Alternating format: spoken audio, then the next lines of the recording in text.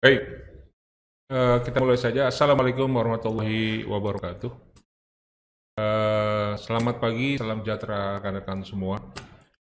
Eh, Alhamdulillah, puji syukur kita aturkan kehadirat Allah Subhanahu Wa Taala yang telah memberikan kita nikmat sehat serta kesempatan hingga pada hari ini 10 Agustus 2020 sejak jam 10.00 ini sampai pukul 12 nanti kita akan diskusi di kajian Industrial Relation atau KIR ke-7. Yaudah nih ya. Ya, ketujuh. Sekarang udah KIR ke-7 ya. KIR ini bukan itu ya, bukan surat yang suka di kendaraan KIR, itu beda ya. Ini lebih spesial ya, seperti spesial makanan dan minuman yang ada di depan kita ini ya. Monggo yang mau sarapan, ngopi sambil ngopi, sambil membahas kajian Industrial Relation ya. Perlu saya sampaikan bahwa sejak hari ini kajian Industrial Relation ke-7 ini resmi bergabung, berkoalisi ya dengan Indonesia Hair Solution, iGrowth Indonesia ya. Untuk itu seperti biasa hari ini kita akan ditemani selama 2 jam ke depan oleh Om Denny Makarim SH. Apa kabar Om Denny hari ini? Alhamdulillah. Kabarnya dari sejak subuh ya? Sejak subuh sudah sampai di studio. Ya, sudah suka dukanya luar biasa ya. Jam 3 pagi berangkat. Jam 3 pagi berangkat ya, dalam rangka balapan sama ganjil genap ya itu. Betul. Jadi luar biasa motivasinya untuk menghadirkan solusi bagi teman-teman sekalian yang hari ini menyaksikan channel kami di YouTube iGrowth Indonesia ya, dan di Facebook iGrowth Channel Juga Zoom. dan juga Zoom yang hari ini ya, interaktif kita via Zoom.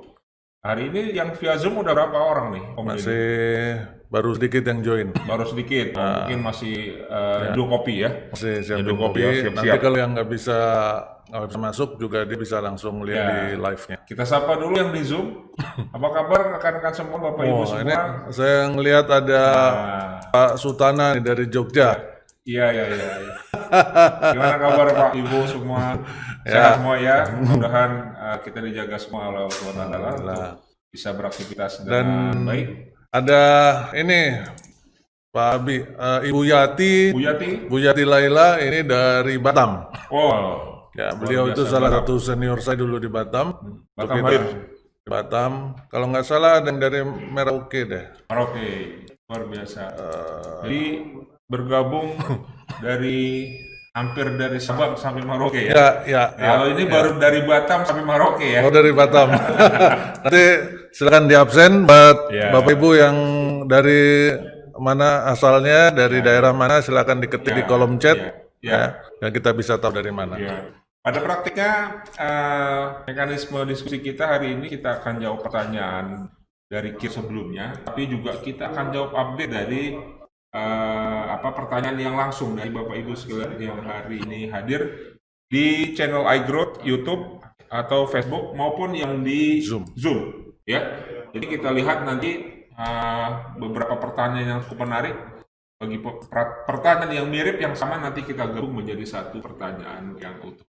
Baik, kita jawab dulu ya pertanyaan-pertanyaan yang lalu agar utang kita nih terbayar satu demi satu, karena semakin kita buka ya tetap aja tuh banyak lagi pertanyaan-pertanyaan. Case-nya hampir mirip tapi beda ya. Baik, saya mau masuk dulu pertanyaan nih Om Denny dari pertanyaan KIR yang ke-5 dan ke-6 ya. Ke-5 dan ke-6. 5 dan ke-6. Nah ini terkait peran seorang TNI ini. Nah ini ada pertanyaan menarik nih teman-teman semua. Seorang TNI bekerja pada suatu perusahaan berdasarkan PKWT. Wah, secara tidak tertulis selama 7 tahun. Wah, ini menarik nih. Dan selama bekerja hanya pada malam hari setelah jam dinas sebagai TNI, maksudnya ya, selesai. Pada tahun ke-8 dibuatlah PKWT secara tertulis dan berakhir pada Desember 2019 kemarin. Pertanyaannya, apakah bisa PKWT secara tidak tertulis ini bisa menjadi PKWTT Dan bisakah kasus ini diajukan ke Pengadilan Hubungan Industrial? Wow. TNI, PKWT, menjadi PKWTT. Wah, banyak nih. Banyak Ya. Satu-satu. Baik. Lanjut. Terima kasih. Sebelumnya teman-teman yang di Zoom, suara saya cukup jelas ya. Mudah-mudahan cukup jelas. Kalau nggak jelas nanti silakan diketik. Ya. Kemudian yang belum sempat menyampaikan pertanyaan dalam form pendaftaran, silahkan mengetik langsung pertanyaannya di kolom chat. Dan ini pertanyaan pertama yang diangkat oleh Pak Abi ternyata sangat menarik nih. Ya, tentang peranan TNI. Ya, TNI. Kalau dulu ABRI ya namanya. Dulu ABRI. Sekarang TNI ya. Tentara Nasional Indonesia. Baik, jadi ceritanya kalau di pertanyaan ini, si TNI ini, Bapak TNI, ini bekerja di sebuah perusahaan berdasarkan PKWT, tapi tidak tertulis selama 7 tahun. Dia kerjanya malam hari. Asumsi saya, si Bapak ini membantu pengamanan lah ya. Ya, kemudian seperti itu. Pada tahun ke-8 baru dibuatlah PKWT, berakhir Desember 2019. Pertanyaannya, apakah PKWT tidak tertulis ini bisa jadi PKWTT dan kasus ini bisa bisa diangkat sampai ke PHI atau tidak? Ya. Jadi begini teman-teman semua, Bapak Ibu, para pemirsa, pemerhati, dan praktisi. TNI itu tunduknya pada hukum yang berbeda dengan kita. Ya. Bapak Ibu yang ada di TNI, yang ada di militer, itu memiliki hukum yang berbeda dan tidak sama dengan kita. Kita pegawai swasta tunduk pada Undang-Undang 13 2003 tentang ketenagakerjaan. Sedangkan Bapak Ibu yang ada di TNI itu tidak tunduk pada Undang-Undang 13. Mereka punya hukum sendiri dan punya aturan sendiri. Ya. Sehingga kalau saya menyarankan asumsi saya, kegiatan yang dilakukan itu adalah kegiatan pengamanan, ya, kegiatan pengamanan. Maka kegiatan pengamanan dari pihak misalkan TNI atau barangkali saudaranya Polri, itu saya tidak menyarankan untuk dibuatkan perjanjian PKWT.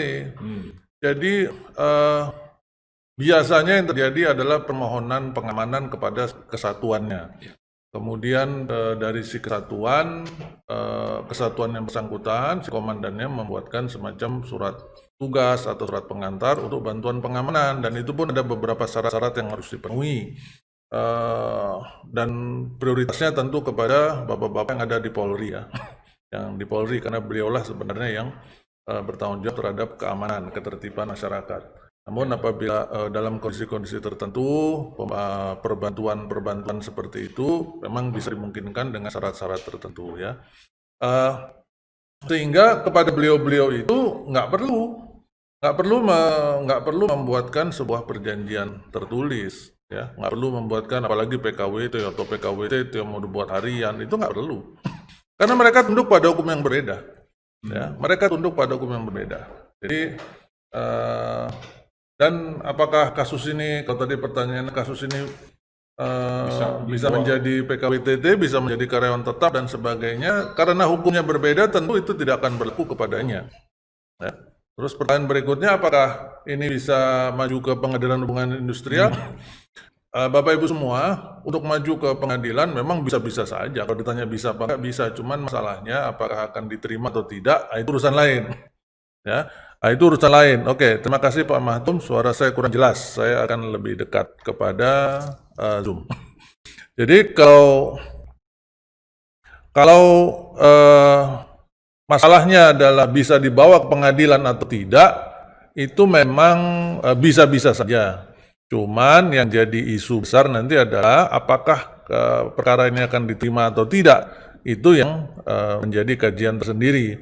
Karena seperti yang tadi saya sampaikan, sejatinya Bapak-Bapak TNI dan Polri itu tunduk pada hukum yang berbeda, ya, sehingga tidak perlu dibuatkan sebuah perjanjian seolah-olah dia tunduk pada Undang-Undang 13. Demikian sih kurang lebih Pak Abi. Oke. Ya. Baik, nanti setelah 3 pertanyaan dari PR kita di pertanyaan Kir 5 dan 6 ini, kita akan buka pertanyaan dari teman-teman yang ada di Zoom ya. Ya. Oke, baik. Pertanyaan kedua, Om Denny. Aturan hukum untuk pembayaran overtime bagi karyawan yang memiliki penghasilan di atas UMR dan UMK. Kondisi akibat global pandemi COVID-19 ini selama 3 bulan terakhir, karyawan dirumahkan. Cash flow perusahaan memprihatinkan. Wah, kayaknya pertanyaannya beda deh. Oh, sorry. 2 sama 3. Ini yang 2 aja. Ini 2 aja, oke. Ini masih nyambung ya? Enggak, ini yang 3 itu dari sini kondisi. Oke. Berarti ini yang ini. Ya. Aturan hukum untuk membayar overtime bagi karyawan yang memiliki penghasilan di atas UMR dan UMK. Oke. Mengenai peraturan lembur ya atau overtime itu ada diatur di dalam Kemenaker 102 tahun 2004 ya Bapak Ibu. Kemenaker 102 tahun 2004 itu tentang lembur, upah lembur ya dan perhitungannya. Terus tadi di situ ada tuliskan bagi yang di atas UMK ya, di atas UMR atau UMK. Jadi sebenarnya ini ya harus kita pisahkan kalau kita bicara tentang lembur dan kita bicara tentang UMK atau UMR. Karena UMK itu adalah batasan minimum upah yang diterima oleh karyawan. Sedangkan lembur itu apabila terjadi pekerjaan di luar jam kerja normal, ya. Dan di sana pembatasannya bukan dengan menggunakan UMK, ya. Pembatasan yang mana lembur dan yang mana masih berhak atas lembur dan sudah tidak berhak atas lembur itu pembatasannya bukan berdasarkan UMK, tetapi berdasarkan sifat pekerjaannya. Ya, kalau Bapak Ibu nanti lihat di dalam Kemenaker 102 2004 itu di sana disebutkan beberapa persyaratannya. Dia upahnya sudah tinggi, kemudian dia sudah terlibat dalam perencanaan dan pengembangan perusahaan, ya kurang lebih seperti itu. Nanti Bapak Ibu bisa lihat jelasnya. Sehingga parameternya bukan UMK, bahwa kalau dia masih UMK berarti masih dihitung lembur, kalau udah di atas UMK berarti sudah nggak dihitung lembur. Enggak, bukan seperti itu, ya bukan seperti itu hitungannya. Yang di atas UMK pun sepanjang dia belum terlibat dalam perencanaan pengembangan perusahaan, maka dia masih berhak atas lembur, ya. Terus di mana perbedaan itu bisa ditemukan di mana? Peraturan dasarnya ada di dalam Kemenaker 102 2004 itu, Bapak Ibu semua. Tetapi pelaksanaannya perusahaan yang harus membuat ketentuannya di dalam atau memberikan batasan secara spesifiknya di dalam perjanjian kerja atau peraturan perusahaan atau perjanjian kerja bersama PKB yang ada di perusahaan masing-masing. Begitu kurang lebih, Pak Adi. Ya, baik. Satu lagi pertanyaan, masih nyambung dengan pertanyaan tadi. Nah, ini kasus satu buah pesan ya. Kondisi akibat global pandemi COVID-19 selama 3 bulan terakhir ini. 1. Kondisinya karyawan dirumahkan. 2. Cash flow perusahaan memprihatinkan. Ya. Bacanya tidak ada uang katanya. Gaji karyawan 3 bulan terakhir dan THR dibayar 50%, bulan depan mungkin 0%. Iuran BPJS dan lain-lain, tagihan listrik dan lain-lain belum dibayar 2 bulan terakhir. Wah, ini luar biasa nih. Dengan kondisi ini maka IR akan menghadapi karyawan yang minta dibayarkan haknya dari pekerjaan baru karena susah katanya. Menghadapi manajemen yang minta untuk memberi pengertian kepada karyawan memperbaiki cash flow tidak bisa segera, dan menghadapi instansi pemerintah di Snaker yang ingin memastikan pemenuhan hak dan kewajiban. Dan karyawan lapor ke Disnaker karena gaji dan THR belum dibayar penuh. Maksudnya apa yang harus dilakukan oleh praktisi IR-nya kondisi seperti ini? Ini kondisinya menarik bener ini ya. Ya. Sudah jatuh tertimpa tangga lah ya gitu ya. Babak belur lah ceritanya perusahaan nih. Baik, jadi Bapak Ibu semua sebagai praktisi IR, Industrial Relation, tentu ada hal standar yang harus kita lakukan. Ya, pegangan kita adalah perundangan. Maka kita harus berpegang sama aturan hukum yang ada. Ya. Menghadapi kondisi ini, apabila terutama kondisi pandemi ini, kemudian cash flow perusahaan menurun sehingga perusahaan semakin susah untuk membayarkan 100% upah kepada karyawan, mungkin harus dipotong, mungkin harus diberhentikan upahnya, atau mungkin dirumahkan dan sebagainya. Maka sebenarnya di dalam surat edaran Menteri Tenaga Kerja kita yang bulan apa itu ya, Mei kalau nggak salah ya, itu sudah disampaikan, sudah dijelaskan bagaimana tata caranya, ya. Jadi tata caranya sudah dijelaskan. Surat edaran tersebut menegaskan bahwa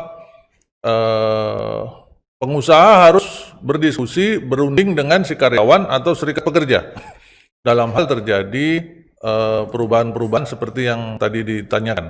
Ya, itu yang pertama. Kemudian mencapai kesepakatan. Ya, bahkan sampai apabila harus merumahkan, maka kesepakatan harus dicapai. Itu sebenarnya kata kuncinya.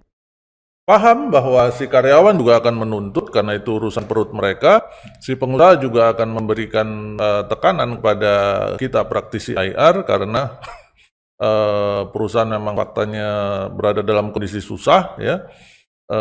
Kemudian pemerintah juga akan memberikan tekanan karena mereka berkepentingan untuk memastikan kepatuhan terhadap perundangan, ya. Tetapi kita berada di mana? Kita harus mengakomodir tiga-tiganya. Caranya bagaimana? Bukan dengan cara memuaskan semua pihak, karena kita nggak akan bisa, Bapak Ibu. Kita ini praktisi IR bukan alat pemuas, ya, bukan alat pemuas salah satu pihak. Sehingga yang harus kita lakukan, kita harus berpegang dulu sama perundangannya. Dalam kondisi seperti ini, kita harus memberikan pengertian kepada semua pihak. Yang pertama kepada bos, pada pimpinan, ya, kepada pimpinan perusahaan, pada manajemen, sampaikan ini aturannya, Bapak dan Ibu pimpinan, dan mari kita berunding bersama dengan karyawan. Sampaikan juga kepada karyawan bagaimana kondisi perusahaan hari ini, ya. Kemudian dampingi si pimpinan perusahaan dalam melakukan perundingan-perundingan. Dalam kondisi seperti ini, Pak Abi, kalau saya melihat, karena ini kondisinya memang agak spesifik ya, spesial, cuman nggak pakai telur, Pak. Ya. Jadi, saya menyarankan pimpinan perusahaan turun tangan. Ya, pimpinan perusahaan turun tangan untuk ikut didampingi oleh HR atau IR untuk berdiskusi mencari kesepakatan dengan karyawan. Apakah hasil kesepakatannya adalah tidak dibayar atau dirumahkan atau dibayar setengah atau mungkin BPJS-nya ditunda dan sebagainya, apapun kesepakatannya dibuat segera secara tertulis sehingga pada saat si pemerintah tadi datang, kalau Bapak Ibu dalam pertanyaan tadi disebutkan, pemerintahnya datang, tunjukkan inilah kesepakatannya. Ya, itu yang perlu dilakukan. Bagaimana kalau nggak terjadi kesepakatan, Pak? Justru disitulah letak masalahnya. Kalau perusahaan tidak mau bertemu dengan karyawannya untuk berdiskusi dan berunding dan mencari kesepakatan, maka terjadilah pemotongan-pemotongan atau keputusan ilegal. Ya. Karena apa yang disampaikan dalam surat edaran menteri atau peraturan menteri yang terakhir itu, yang bulan-bulan Mei itu ya, itu ada menggarisbawahi salah satu pasal di dalam Undang-Undang 13 kita, yaitu pasal 55. Oh, ini paling sering nih saya omongin sekarang pasal ini. 55. Sejak bulan Maret sampai sekarang Pak Bi membahas lagi tren pasal 55 ini ya. Coba Bapak Ibu yang sedang membawa buku perundangan, silakan dibuka pasal 55 Undang-Undang 13 2003 ya. Sehingga di sana akan terlihat kurang lebih bunyinya begini. Perjanjian kerja tidak boleh dirubah dan atau dibatalkan tanpa kesepakatan kedua pihak. Kurang lebih bunyinya demikian. Sehingga artinya dibutuhkan sebuah kesepakatan atau persetujuan kedua pihak untuk merubah atau membatalkan perjanjian kerja. Merubah ini apa maksudnya? Merubah contohnya adalah merubah tentang upahnya, merubah tentang hari kerjanya, merubah tentang posisinya, dan sebagainya. Apapun yang ada dalam perjanjian kerja tadi. Ya, sehingga ini menjadi penting. Dan ini yang digarisbawahi oleh Ibu Menteri kita dalam surat edaran atau peraturan menteri yang beliau keluarkan sekitar bulan Mei kemarin. Jadi kata kuncinya itu sebenarnya kesepakatan Bapak Ibu, kesepakatan ya. Dan memang praktisi air dalam hal ini memang lagi pusing-pusingnya, ya, lagi berat-beratnya. Nah, ada hal yang perlu kita pahami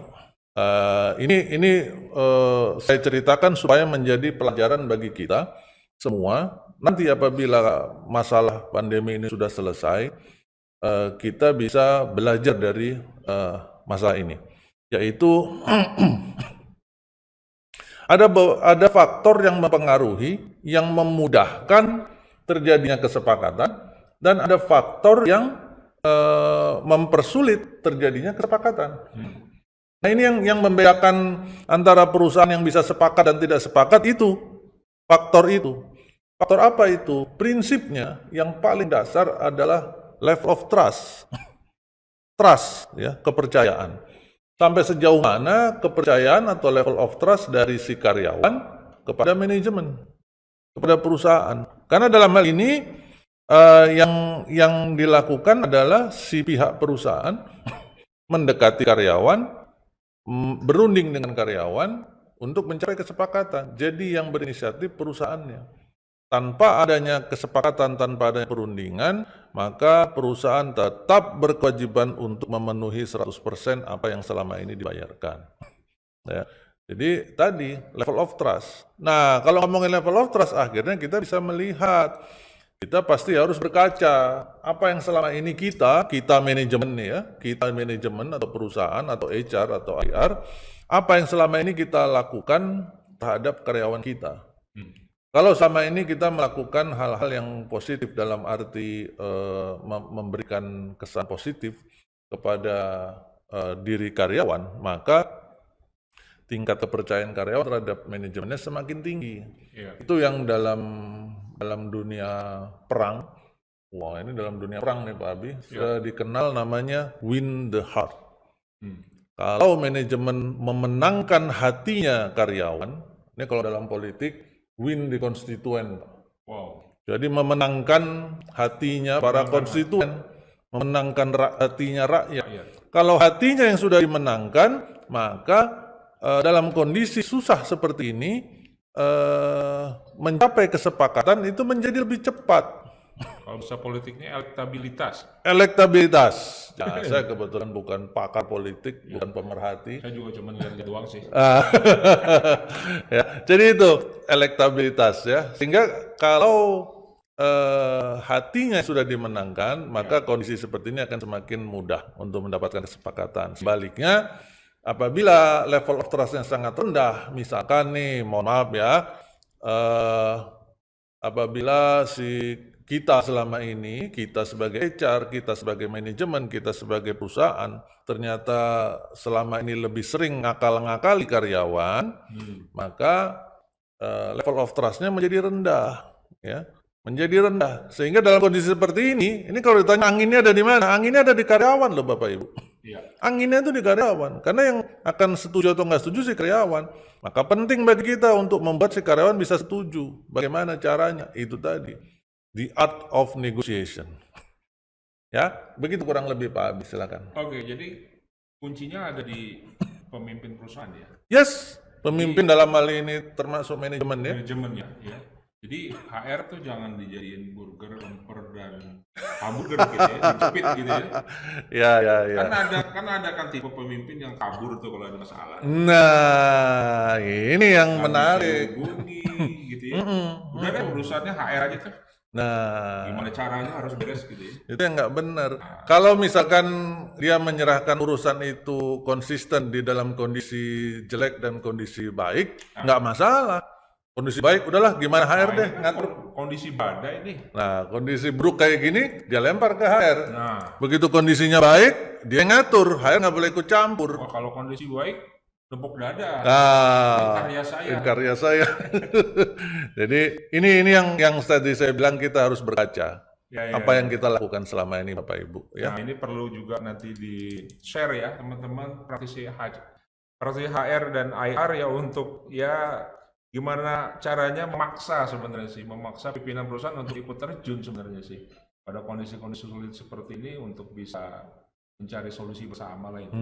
Jangan akhirnya kita jadi bemper gitu ya. Tadi lemper dan burger gitu. Baik, lanjut. Sekarang kita masuk ke Zoom, pertanyaan Zoom. Oke. Ini ada beberapa pertanyaan.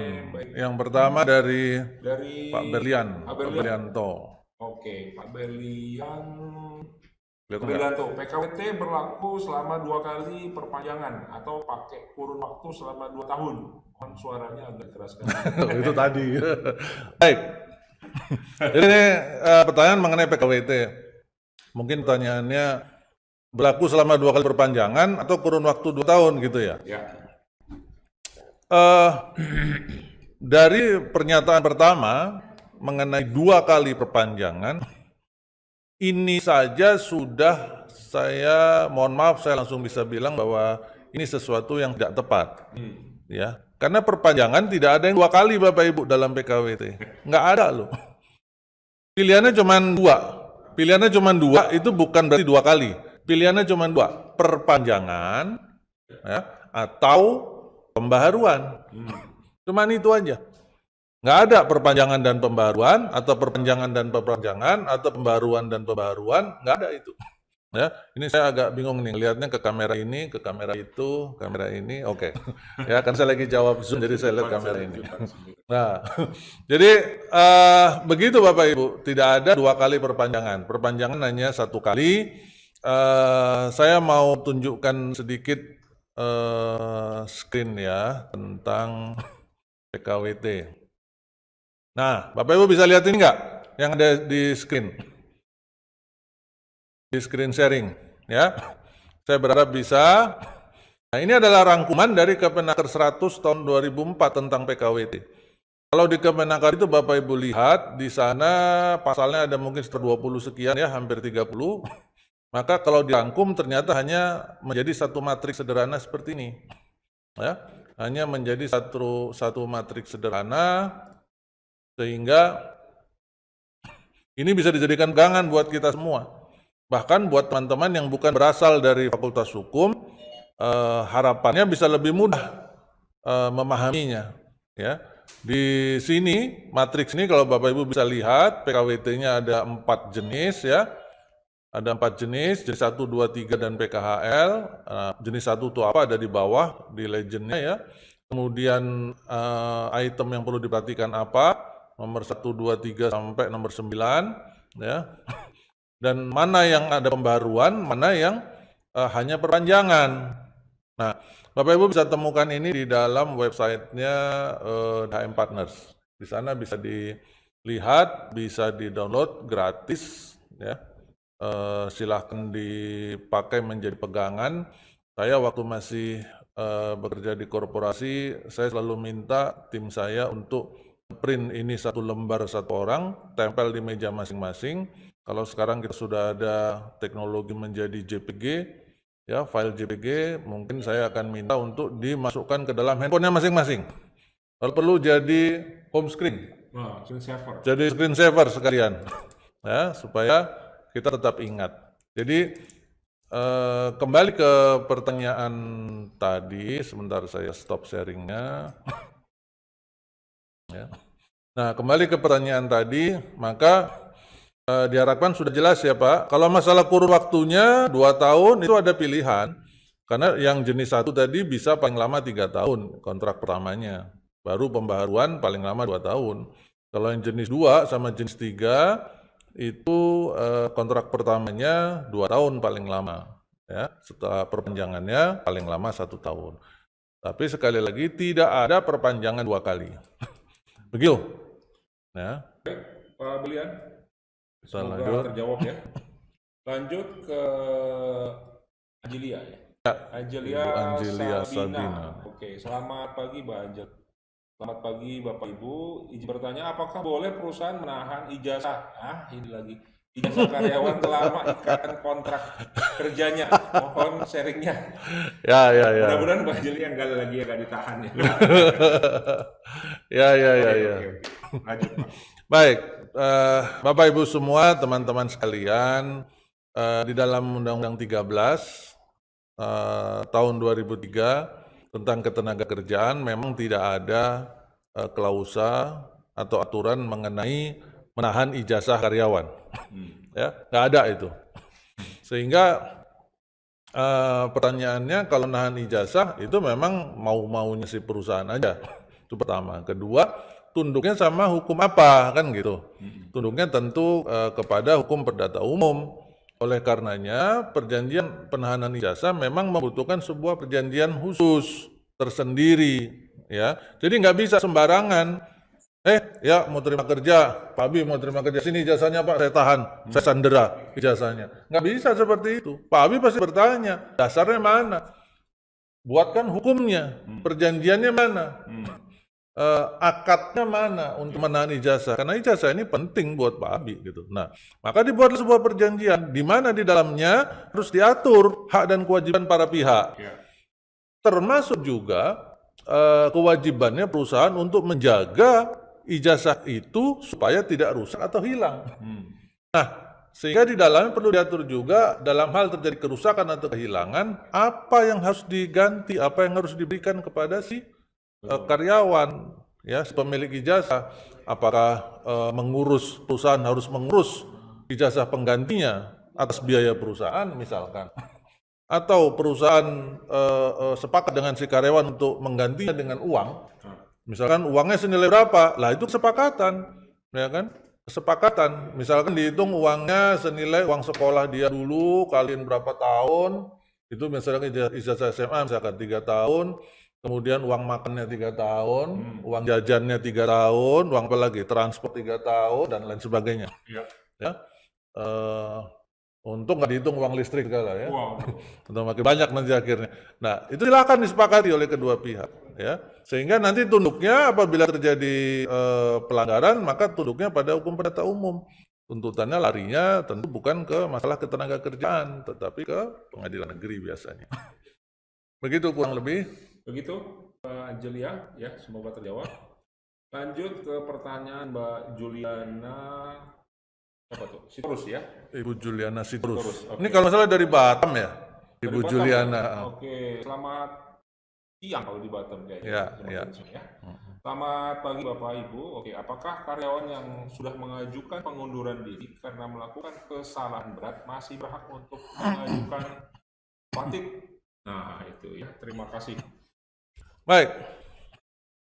Ini yang menarik yang saya garis bawahi adalah mengajukan pengunduran diri karena kesalahan berat. Nah, paksa mundur ya. Pengunduran diri karena kesalahan berat. Nah, ini menarik ini. Kayaknya dipaksa ya. Kayak kemarin. Ini mungkin di perusahaan tetangganya Ibu Juliana ini, ya kan? Jadi mengenai pengunduran diri dan kesalahan berat, ini Bapak Ibu, teman-teman sekalian perlu kita perhatikan, ini adalah dua hal yang berbeda. Dalam hukum ketenaga kerjaan itu bahkan diatur dalam 2 pasal yang berbeda. Bahkan, lebih bahkan lagi, salah satu pasal, yaitu pasal tentang kesalahan berat, itu sekarang udah nggak bisa kita pakai lagi. Wah, nggak bisa dipakai gimana, Den? Oke. Jadi gini nih ceritanya, Bapak Ibu. Waktu tahun 2003, pada saat Undang-Undang 13 diundangkan, pertama diterbitkan, dikeluarkan, diperkenalkan kepada khalayak rakyat ramai di Indonesia tercinta ini.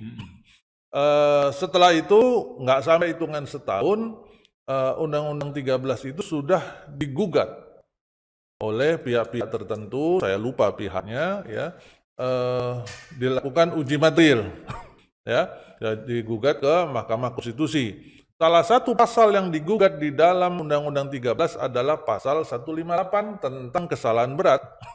Ya, tentang kesalahan berat. Sehingga di akhir 2004 putusan Mahkamah Konstitusinya sudah keluar. Bapak Ibu nanti bisa cari di internet banyak ya. Sudah keluar putusannya dan dinyatakan pasal 158 yang mengatur tentang kesalahan berat itu dinyatakan tidak memiliki kekuatan hukum mengikat. Ya, tidak memiliki kekuatan hukum mengikat. Sehingga dalam bahasa lapangan kita tidak lagi bisa pakai itu gitu loh.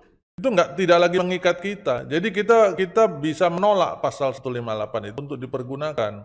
Karena udah nggak mengikat. Dalam bahasa praktek udah out of date, sudah sudah nggak kepake lagi lah ya, udah ke laut lah, jadi udah nggak bisa lagi dipakai, ya.